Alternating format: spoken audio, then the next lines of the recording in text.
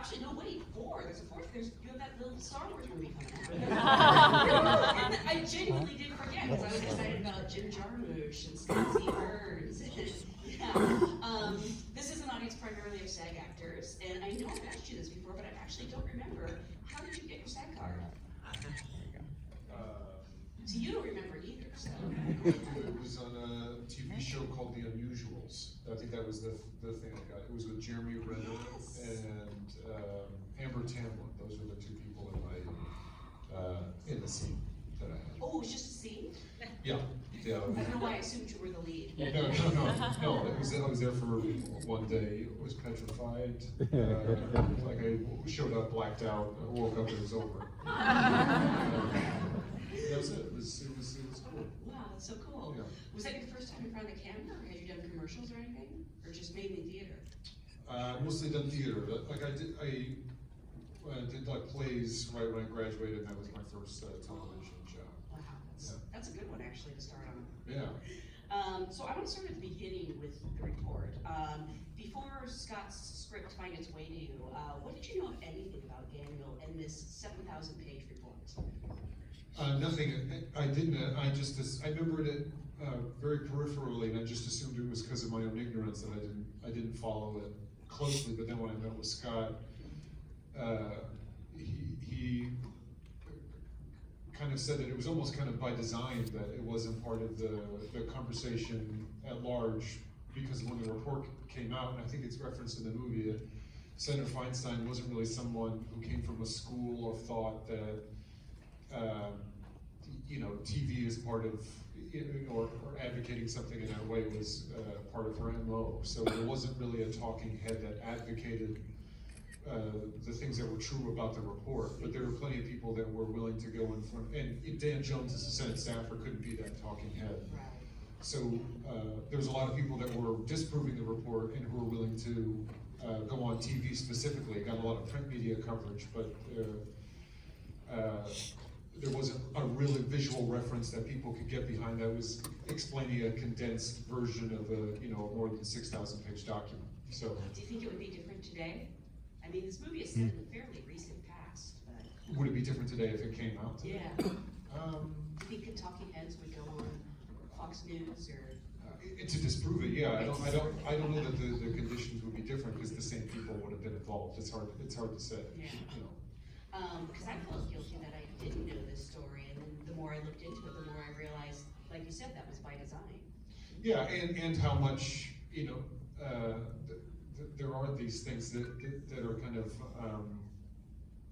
not well known of, and I don't mean to indict an institution overall, because I think that Scott does a good job in it doesn't serve as an indictment of the CIA, because there's people within the CIA that spoke out against the program, but there are these publicity machines at work. Even the references to Zero Dark 30, it's not those filmmakers were operating from the information that they had, which was heavily curated to tell a specific story, and the report hadn't come out at that point, so it's not an indictment of that. They were given false information, and also speaks to the power of film that they are aware of, that film is democratic. It finds its audience regardless of real estate. That's the great thing about it. It finds you in middle America, or regardless of if you have any connection to it, because it's so accessible and powerful. Visual medium is powerful that way. I'm curious what generally attracts you to a role, because in this case, it's a great character. It's also a timely and important movie. It's a great subject, great filmmaker. I mean, obviously, if you're lucky, you get all 3, but in general, are you attracted to the project, or the people working on it, or the role? Obviously, when all 3 make sense at the beginning, that's a plus. But mostly the filmmaker. It's a filmmaker's medium. So I'm interested in Scott. This is his first, kind of feature in a way, but I knew the things that Soderbergh brought it to me, and we had worked with each other on Logan Lucky, and I knew. Wait a minute, Logan Lucky. Woo!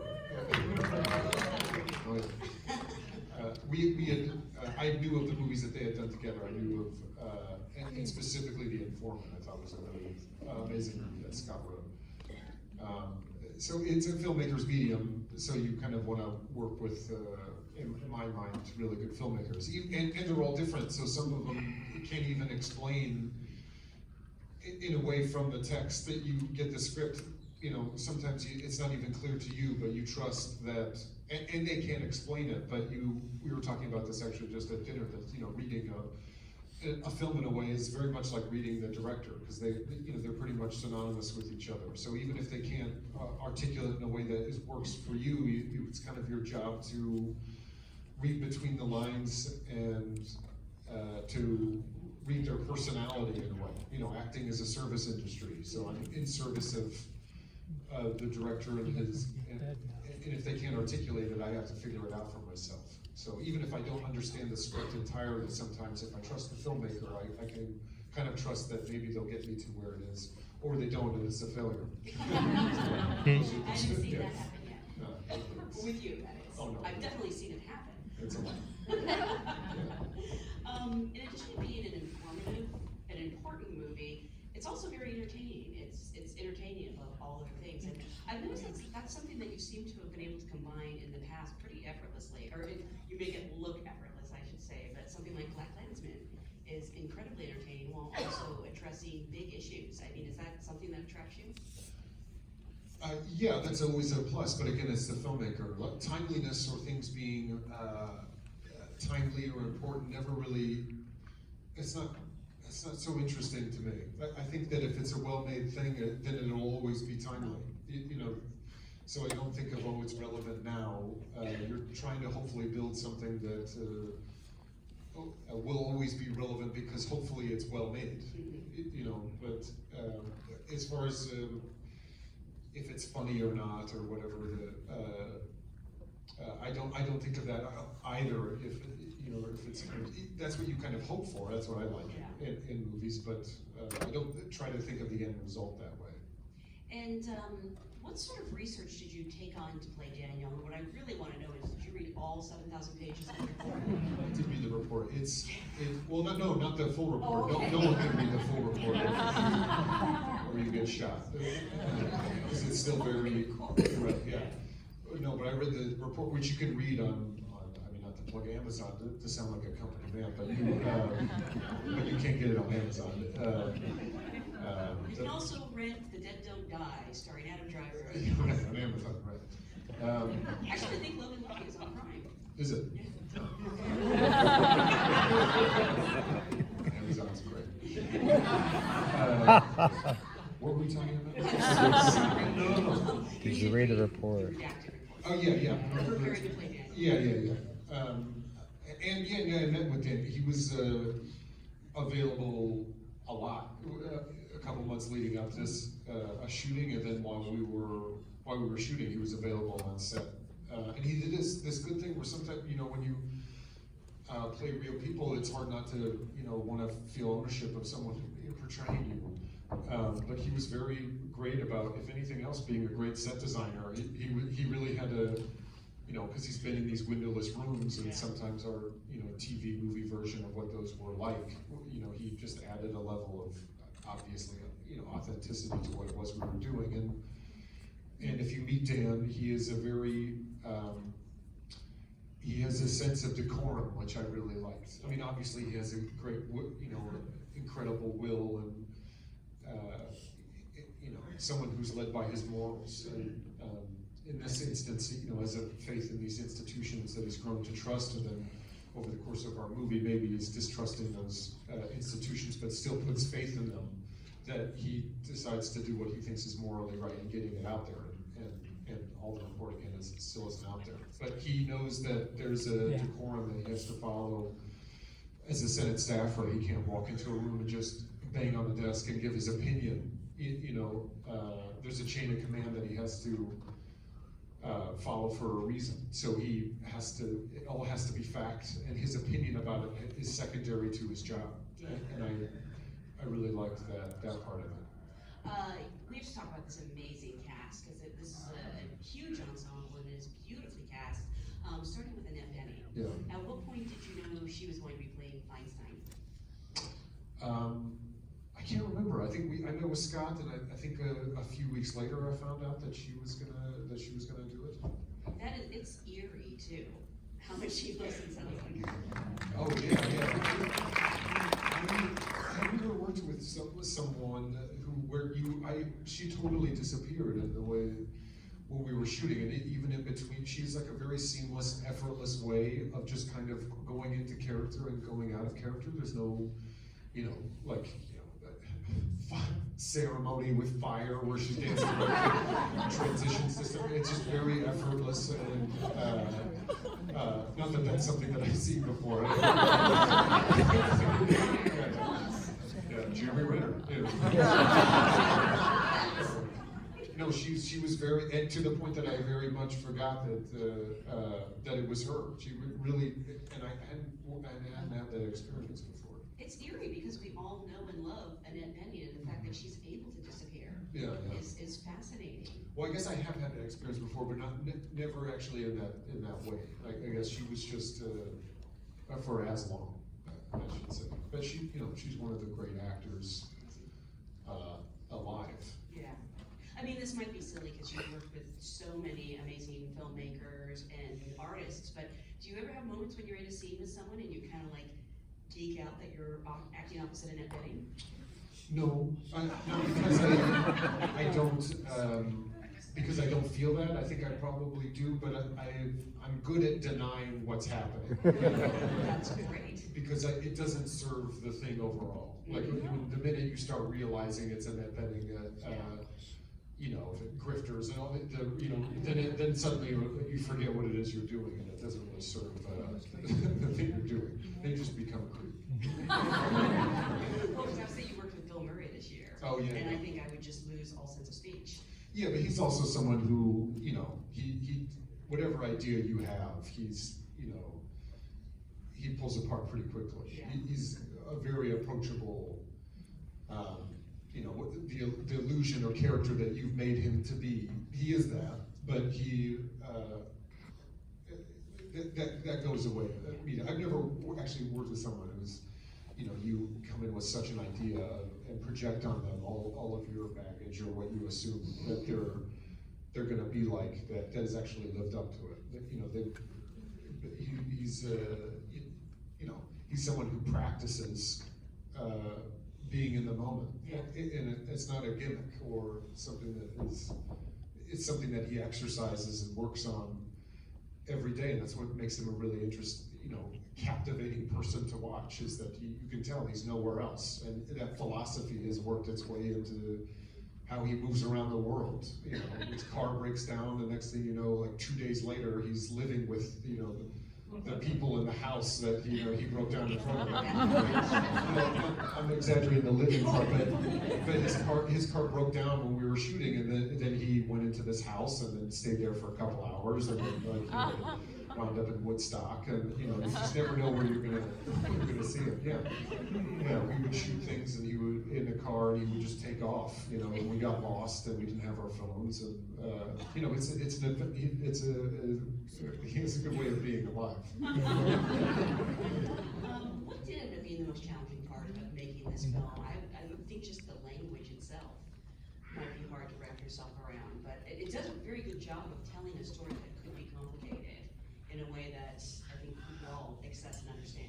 Yeah, the language is challenging just because we were really actively trying not to make it a book report, and it had to be grounded in something. There had to be something else other than what they were saying. Obviously, it's important, and as a testament to Scott's writing and there isn't a dart that you can throw at a line that isn't in this movie that isn't backed by a footnote. Everything, and there are definitely more salacious things in the report that Scott could include, but if it wasn't, based in 100% fact, he was very disciplined about leaving it out. But apart from that, whatever the politics are, the procedure that Dan had to go through to get it out, we knew hopefully that I don't think that would have been interesting had it not been grounded in this idea of obsession, or because those are things you can kind of play. just relaying information is, if there's nothing behind that, then no, I don't think anyone would care.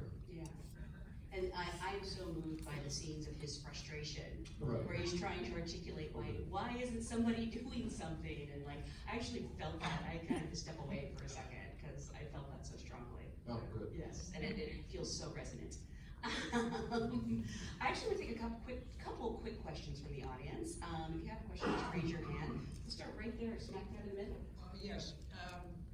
In Marriage Story, the other day, you mentioned that your experience with that film made you not want to ever go through divorce. And I'm wondering what the experience with this film has affected you. How has it affected you in terms of our system? So, how has this film affected you? After you did Marriage Story, you didn't ever want to go through a divorce. Does anyone want to go through a divorce? Actually.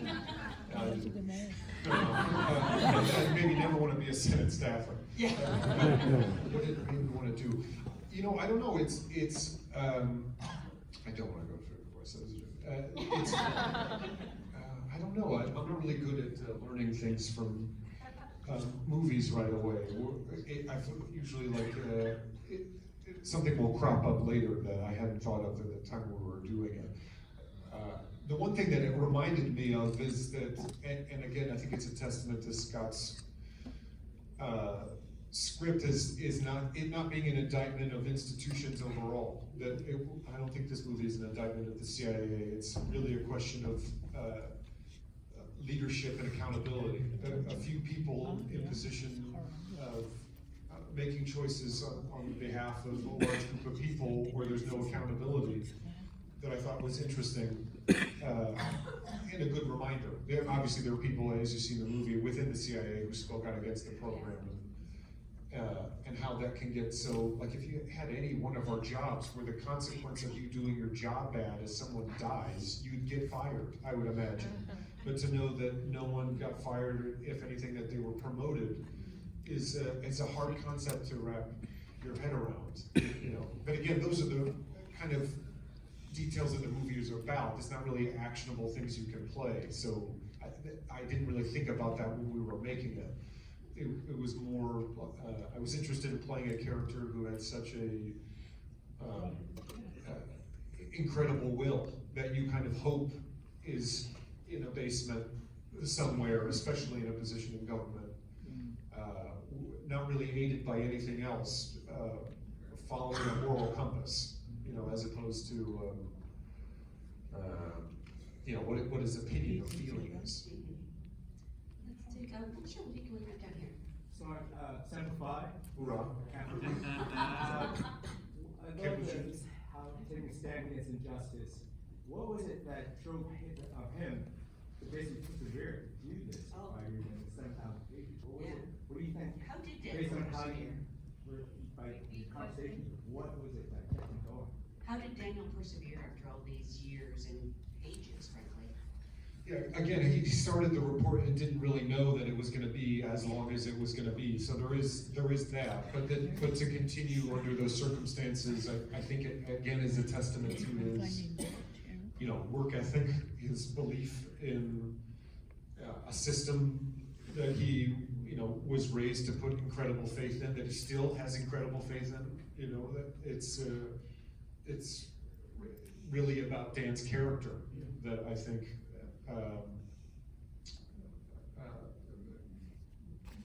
made him stick with it. And I commend that you took this role, taking a stand against injustice, because taking this role is kind of intense to do. Oh, sure. It's a very intense role. It is, with the subject matter, I guess, and also the way we shot it. We only shot it in 28 days, you know, with no time. And the way that so you kind of had to come prepared and everything that, you know, so we were shooting it furiously, and for the 28 days became completely engrossed in what it was we were doing, and obviously it was really hard, it was difficult, but, you know, I mean, hard compared to other things, but it wasn't very hard, but, you know, it lent itself to how we worked on it, actually. We, you know, Scott wanted to make a movie, and you could tell that he had there's an urgency in way he was talking about it that seemed it would be exciting, and hopefully you always work with people who feel that sense of urgency. I assume Daniel's seen the movie. Oh, yeah. What did he say to you when you first saw it? I don't remember. I don't remember what he said exactly. He likes the movie a lot. Oh, Yeah, I yeah. think so. I'd be thrilled if you played me. You're a great hair, right? Like, Yeah, that was the first thing he said. You guys are, your hair is so good. But he is fond of it, as you said. Yeah, no, yeah, I just saw, he goes, he's very excited. And also, if you can just imagine, if you've been working on a report for, for as long as he has for this long, the idea that finally people are, at least this serves as some sort of visual reference that people can relate to, that you've been working on in isolation, that now is on this kind of random mass, platform like this. It's, it's exciting, but not in a way that's, self-conscious. It's not about him, it's about the thing overall. Yeah. I can't thank you enough for making this movie. It's so good and important and timely and just really entertaining. I love these like kind of throwback 70s legal thrillers. I want to thank you guys for being a great audience. And remind everyone this movie comes out. You have 2 movies coming out like around the same time. Yeah. Yeah. I don't know when they come out. I think next week. Yes. Wait, someone from Amazon will tell us. When does this actually hit theaters? The 15th of November, so please